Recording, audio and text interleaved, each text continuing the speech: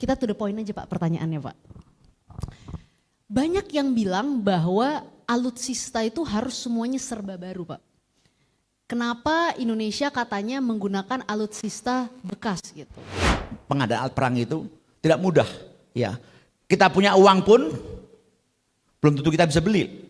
Belum pernah ada sejarah selama Republik ini berdiri pengadaan alat perang baru 42 unit. Ini Pak Menhan ya. Ini kita yang selama ini mungkin belum begitu aware ya, karena kita belum melihat bahwa soal kita masih santai-santai aja, belum ada perang. Kesempatan juga Pak Wamen untuk klarifikasi menjawab isu, apa betul sih Pak kita tuh nggak memiliki strategi pertahanan yang berkelanjutan? Apakah kita ini tidak memiliki strategi yang clear? Dalam perbincangan yang mengusung topik membangun kekuatan pertahanan di kawasan regional di Media Center Indonesia Maju, Wakil Menteri Pertahanan RI M. Herindra menekankan bahwa selama memimpin di Kementerian Pertahanan, Menteri Pertahanan Prabowo Subianto selalu mengadakan diskusi dengan TNI terkait performance prajurit, kebutuhan alutsista TNI, dan pembangunan industri pertahanan dalam negeri. Karena belakangan ini banyak rumor atau isu yang sepertinya harus kita luruskan terkait industri pertahanan dan kesuksesan industri pertahanan kita di Indonesia. Maka itu hari ini hadir Wamenhan M. Herindra mengatakan bahwa kondisi alutsista Indonesia saat ini secara umum menuju arah yang bagus. Namun Wamenhan juga membenarkan bahwa ada alutsista Indonesia yang sudah berusia cukup tua, yaitu pengadaannya sekitar tahun 1960. Oleh karenanya Kemhan terus berupaya keras agar performa TNI optimal dan berupaya untuk melakukan yang terbaik. Menurut Wamenhan, membeli alutsista baru membutuhkan waktu yang lama, seperti pengadaan 42 unit pesawat tempur Rafale yang dilakukan oleh Menteri Pertahanan Prabowo Subianto. Wamenhan bisa bicara dari segi strategi meskipun tidak akan mengungkap hal-hal yang sifatnya sensitif dan rahasia ya Pak ya. Yang sifatnya hanya informasi publik gitu. Biar makin seru, kita to the point aja Pak pertanyaannya Pak. Banyak yang bilang bahwa alutsista itu harus semuanya serba baru Pak.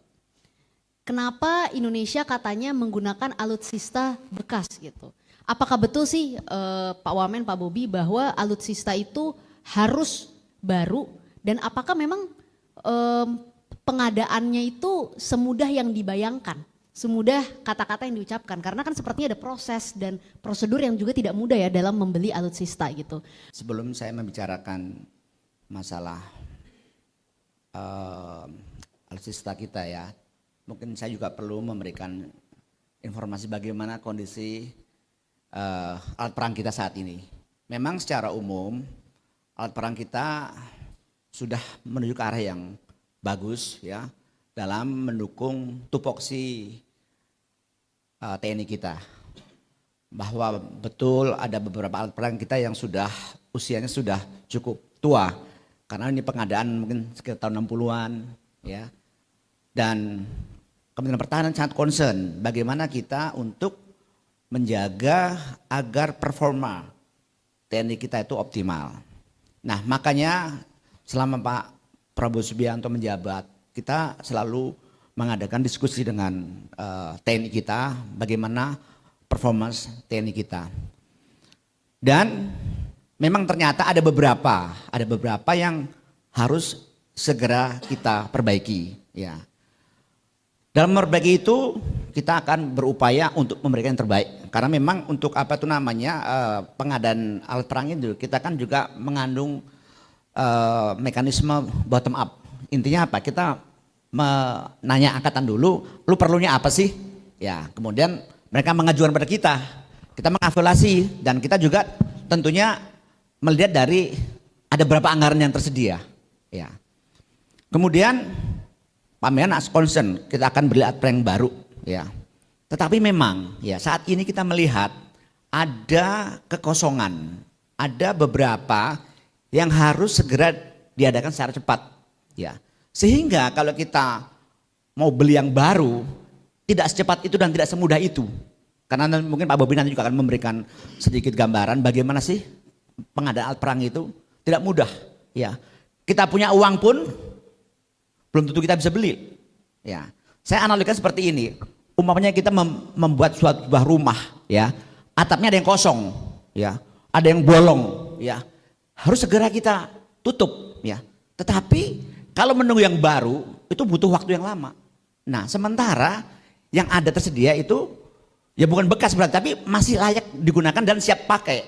Makanya itulah yang segera kita taruh di situ ya. Sama dengan alat perang gitu ya. Karena ada kekosongan yang kalau kita beli baru butuh waktu lama. Contohnya kita Pak Menhan itu sekarang sudah mengakuisiasi membeli 42 pesawat tempur baru Rafale ya. Belum pernah ada sejarah selama Republik ini berdiri pengadaan alat perang baru 42 unit ya. Ini jam Pak Menhan ya. Nah, itu nanti siapnya itu baru ready combatnya itu baru 7 tahun yang akan datang. Ya, bayangkan begitu lama ya. Tapi kalau kita dalam rangka menunggu yang baru itu, kekosongan yang masih lowong itu diisilah ya. Dan ini bukan masalah bekas dan baru ya yang kita pilih kemarin yang dibicarakan itu. Ini karena memang alat perang pesawat itu masih layak pakai atau tidak gitu loh. Jadi itulah ya, itu pengganti untuk sambil menunggu alat perang yang sudah kita rencanakan. Demikian Samara. Pak Wamen, mungkin saya mau follow up sedikit aja dari tadi apa yang Pak Bobi katakan. Tadi kan dikatakan masalah pembelian alutsista itu butuh strategi yang panjang kan Pak. Saya mau kasih pertanyaan, mungkin kasih kesempatan juga Pak Wamen untuk klarifikasi dijawab isu. Apa betul sih Pak, kita tuh nggak memiliki strategi pertahanan yang berkelanjutan?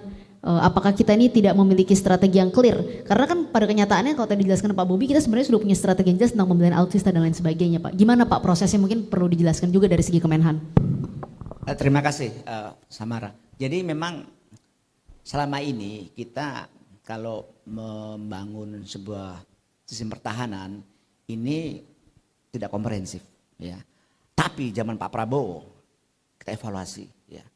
Jadi kita mau bikin itu sekaligus ya. Tidak apa itu namanya separuh-separuh ya. Sehingga contohnya begini. Kita ingin ya kalau mau membangun skuadron pesawat tempur itu langsung ya, tidak nyicil gitu loh, beli 6 langsung, karena kalau beli 6 dikit-dikit nanti nggak akan cepet, nggak ada apa ya deterrence efeknya. Nah makanya ini dibikin sebuah strategi yang komprehensif ya, dengan melibatkan matra angkatan supaya apa, nanti antara pengguna, antara user dan kita sejalan. Apa kamu butuhnya? Ya, butuhnya pesawat tempur frigat ya, kita jangan cuma beli satu ya, nggak ada manfaatnya, beli langsung sekaligus. Ini butuh anggaran yang besar ya. Memang selama ini dalam merencanakan itu karena memang rencana kita kan per 5 tahun kalau nggak salah ya. Kadang-kadang nanti maaf ya, ketika nanti ada ganti pemerintahan berubah lagi. Ini yang tidak kita inginkan ya. Kita ingin membuat sebuah pertanian yang sekaligus besar ya. Tadi sampaikan Pak Bobi, itu kan untuk alutsista itu kan bisa dipakai sampai 50 tahun. Ya. Ada punya keberlanjutan. Ya. Makanya kita merencanakan sekaligus. Kadang-kadang sampai lintas renstra. Ya. Lintas renstra, tapi tidak apa-apa ya.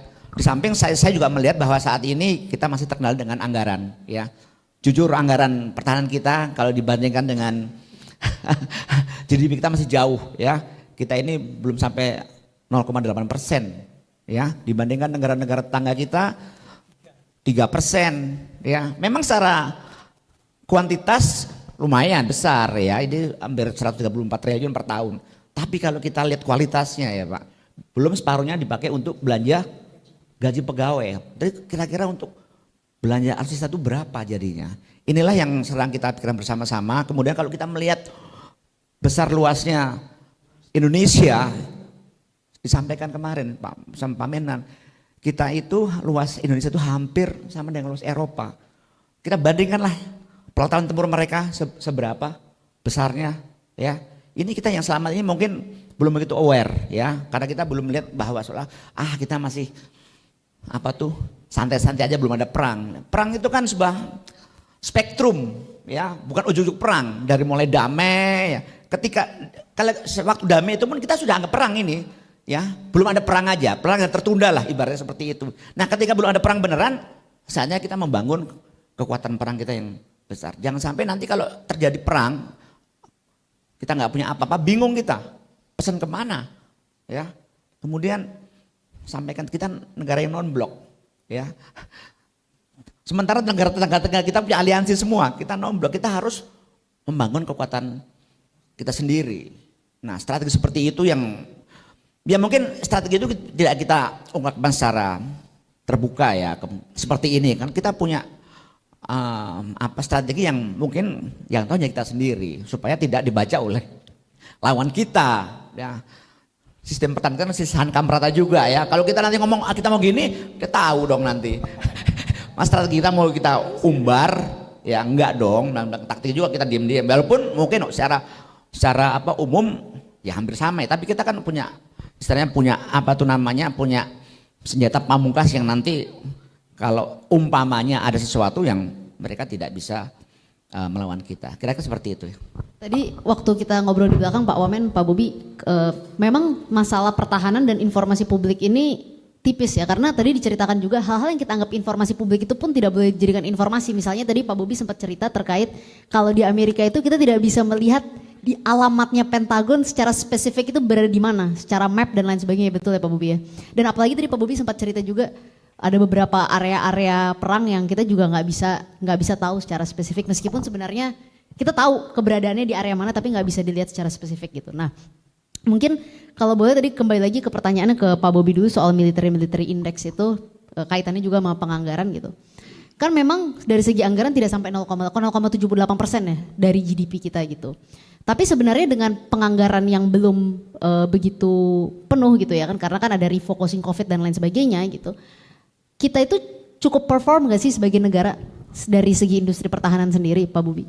Ya, kalau yang namanya indeks, kemudian parameter, indikator dan kawan-kawan ini terutama banyak banget ya. Jadi industri militer atau kekuatan pertahanan satu bangsa ini itu tidak ada WHO-nya gitu. Kalau WHO itu kan jelas gitu ya.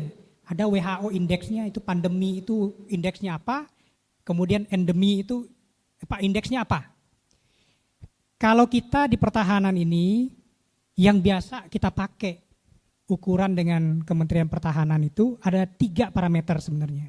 Satu adalah GFP, Global Firepower. Indonesia nomor 13 loh. Indonesia itu nomor 13. Which is relevan dengan wilayah kita. Wilayah kita ini dengan 1,7 juta kilometer persegi daratan plus dengan sekitar 6,7 juta, 6, sekian juta jika include lautannya. Indonesia ini kan kalau secara luasan mungkin nomor 15-16. GFP kita nomor 13. Itu satu. Yang kedua, yang sangat signifikan di bawah binaan Kementerian Pertahanan pada saat ini, itu lonjakan ranking dari industri pertahanan kita. Sebelumnya industri pertahanan kita ini mungkin nggak kelihatan di tabel list itu, Mbak. Ya, itu tabel list itu cuma 150 ya, Indonesia nggak kelihatan satupun. Ya, 2 tahun yang lalu itu sudah nomor 86. Tahun lalu itu nomor 76. Kita harapkan di tahun ini kita akan menjadi nomor 60-an bahkan masuk ke 50-an. Hanya satu negara yang tadinya tidak melihat kita, sekarang kayak ST Engineering, mereka dengan 800 perusahaan, sementara kita hanya dengan 5 perusahaan, ya, sekarang sudah dekat rankingnya dengan kita. Nah, kalau nomor 13 plus nomor 76 ini, ya, kita mix, kita combine angka-angka ini, itu coba dilihat di riset namanya JANES, JANES. Indonesia itu nomor 32. Nomor 32. Itu termasuk negara yang secara kemampuan pertahanan, baik firepower-nya maupun industri pertahanannya, itu cukup kuat di dunia. Mungkin Pak Bobi, sesi terakhir nih, pertanyaan terakhir. Tadi soalnya Pak Wamen ada semacam statement menarik juga terkait kita nggak bisa terus-menerus bergantung sama penjual gitu. Kita harus juga punya kemandirian gitu. Sementara itu, Dirut Pitland Industri Bobi Rashidin menyatakan, dalam membangun industri pertahanan ada 3 hal yang terpenting, yaitu pengembangan SDM, riset, dan opportunity. Terkait pengembangan SDM, salah satu upaya Kemhan adalah melalui program-program Universitas Pertahanan RI yang diusung oleh Menhan Prabowo untuk memastikan ketersediaan SDM yang handal. Sedangkan terkait riset, industri pertahanan dalam negeri terus melakukan riset agar dapat melakukan lompatan teknologi dari proses transfer of technology dari industri pertahanan luar negeri. Hal ini dibuktikan salah satunya oleh PT PAL yang telah memiliki kemampuan membangun kapal perang jenis landing platform dock LPD.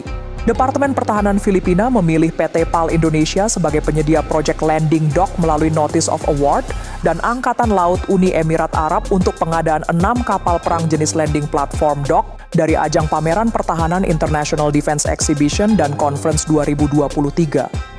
Hal ketiga yaitu opportunity menyangkut pemberian kesempatan yang luas bagi industri pertahanan dalam negeri agar mendapatkan prioritas untuk dapat memenuhi kebutuhan alutsista TNI. Menhan Prabowo terus memacu agar produksi dalam negeri dilakukan sebanyak mungkin. Industri pertahanan dalam negeri harus di depan dalam pemenuhan alutsista TNI.